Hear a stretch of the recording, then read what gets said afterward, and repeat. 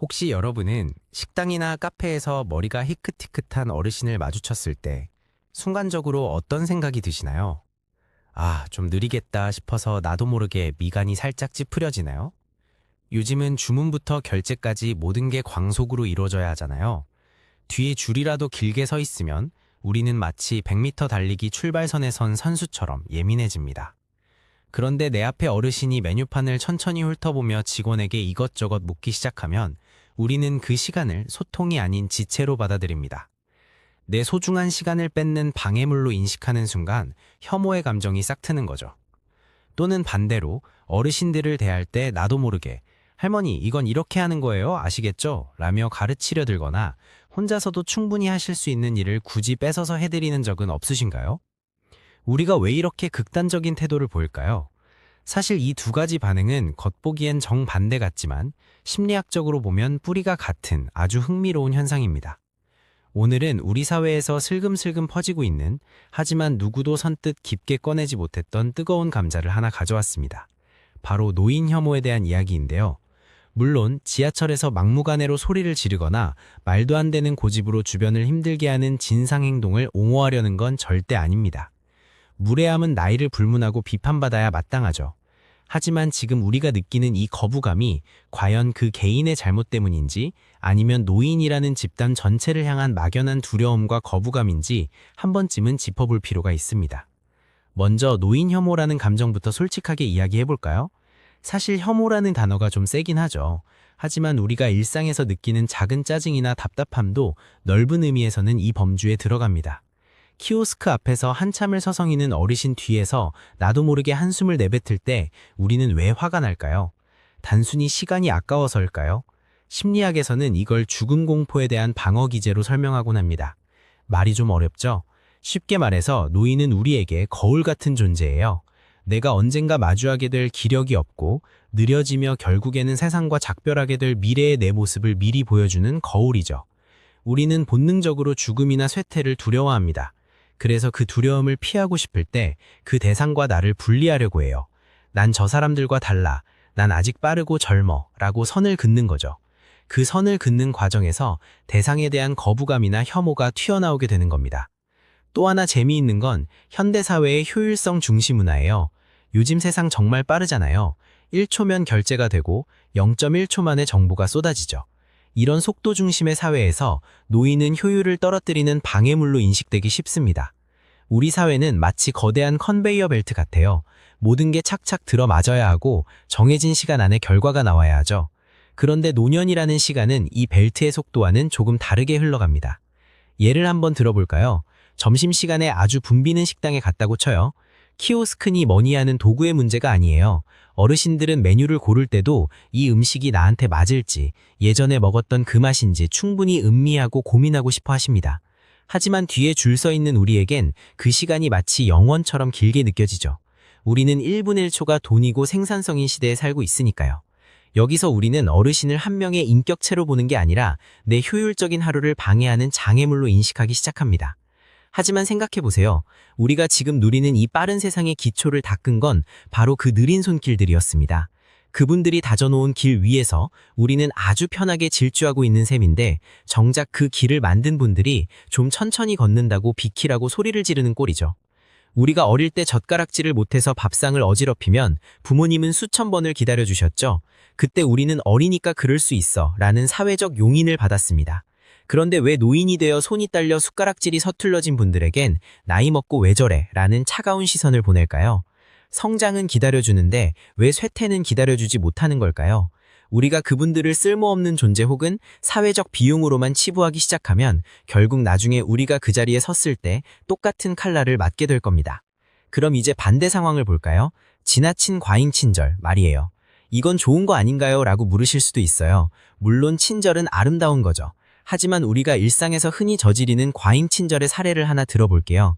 식당이나 카페에서 어르신이 메뉴판을 한참 보고 계실 때 옆에서 지켜보던 우리가 아유 할머니 이건 너무 매워서 못 드셔. 그냥 제가 속 편한 걸로 시켜드릴게요 라며 대신 주문을 끝내버리는 상황입니다. 도와드리고 싶은 마음은 정말 예쁘지만 사실 이건 상대방이 스스로 결정하고 선택할 권리를 은연중에 가로채는 행동일 수 있습니다. 우리는 아주 사소한 메뉴 하나를 고를 때도 내 취향이 반영되길 원하잖아요. 그런데 나이가 있으시니까 이건 안 될 거야 라고 미리 단정짓고 행동하는 건 어르신을 한 명의 취향을 가진 성인이 아니라 관리가 필요한 대상으로만 보는 셈이죠. 이런 배려 섞인 참견들이 쌓여다 보면 어르신들은 이제 나 혼자 결정할 수 있는 게 없나 하는 씁쓸함을 느끼실지도 모릅니다.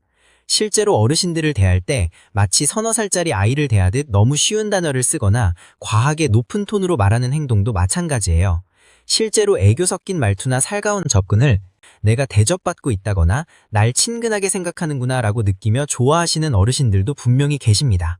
하지만 심리학과 노년학의 관점에서 노인 유아어를 경계하는 이유는 그것이 개인의 호불호를 넘어 당사자의 심리적이고 친체적 건강에 실질적인 부정적인 영향을 줄 수 있기 때문이에요. 여기서 우리가 놓치고 있는 아주 중요한 지점이 하나 있습니다. 바로 노인이라는 범주화예요. 우리는 그분들을 김철수, 이영희 씨라는 이름을 가진 개인으로 보는 것보다 노인이라는 커다란 주머니에 한꺼번에 생각하곤 합니다. 노인은 고집이 세, 노인은 느려, 노인은 아는 게 없어 같은 고정관념에 안경을 쓰고 보는 거죠. 하지만 여러분, 지금의 우리도 다 다르잖아요. 운동을 좋아하는 사람, 독서를 좋아하는 사람, 성격이 급한 사람, 느긋한 사람. 노년기라고 해서 이 개성이 어디로 증발할까요? 아닙니다. 오히려 나이가 들수록 그 사람만의 개성은 더 짙어지기 마련이에요. 그런데 우리는 노인이라는 라벨을 붙이는 순간 그 사람의 살아온 역사와 취향, 고유한 성격을 싹 지워버립니다. 서로 다른 세대가 소통하지 못하는 건 어쩌면 우리가 서로의 언어를 배우려 하지 않기 때문일지도 모릅니다. 어르신들이 디지털 언어에 서투르듯 우리도 그분들이 가진 세월의 언어에 서툴거든요. 오래된 것들이 가진 힘이 분명히 있습니다. 그분들이 겪은 수많은 실패와 성공, 상실과 회복의 서사는 우리가 검색창에서 찾을 수 없는 진짜 데이터들이죠. 그런데 우리는 그 데이터를 업데이트 안 된 구형 소프트웨어 취급하며 무시하고 있지는 않은지 돌아봐야 합니다. 사실 노인 혐오와 과잉 친절 사이의 그 어중간하고 적절한 지점을 찾는 건 쉬운 일이 아니에요. 하지만 그 핵심은 간단합니다. 바로 미래의 나를 대하듯 대하는 거예요.